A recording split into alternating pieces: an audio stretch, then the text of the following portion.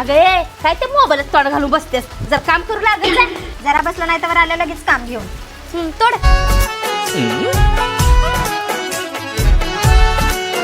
होय सासूबाई, ही नवीन आलेली शेजारी लय शांत दिसते, कुणाशी बोलणं नाही करणं नाही, आपल्याच नादात असते बाई.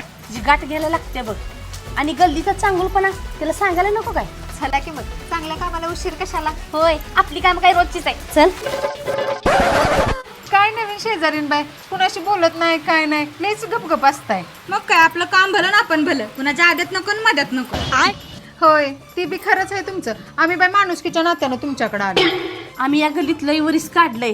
ह्या गल्लीतली लोक कशी आहेत ते तुम्हाला सांगावं म्हटलं. तुमच्या पलीकडची शेजारी नाही का नाही, ती तर बाई लय भांडखोर आहे. अख्खा गल्लीभर भांडणं करत फिरत्या. कधी तुमच्याकडे भांडण घेऊन येईल सांगायला येत नाही बाई. आणि त्याच्या पलीकडची तर तिचं तर बाई काय सांगू नकोस, ती प्रत्येकाच्या घरात अशी ठेवी ताकदच फिरते बघ.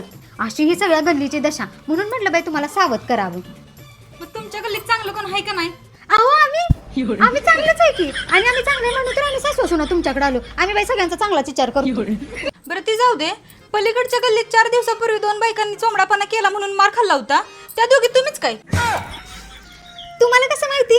मला कसं माहिती म्हणजे तुम्ही दोघी माझ्याकडे यायच्या आधी अख्ख्या गल्लीने तुमच्या सासवासनांची माहिती मला दिल्या. होय काय? अहो चमडापणा केला नव्हता, असंच तुमच्यासारखी एकीला आम्ही सावध करायला गेलो. पाया घातला आल्या त्या मला शानपण शिकवायला. चला बाई, ज्याचं करावं भलं ती म्हणते माझंच खरं. जात आहे का आता? कुठल्या काय माहिती बाया.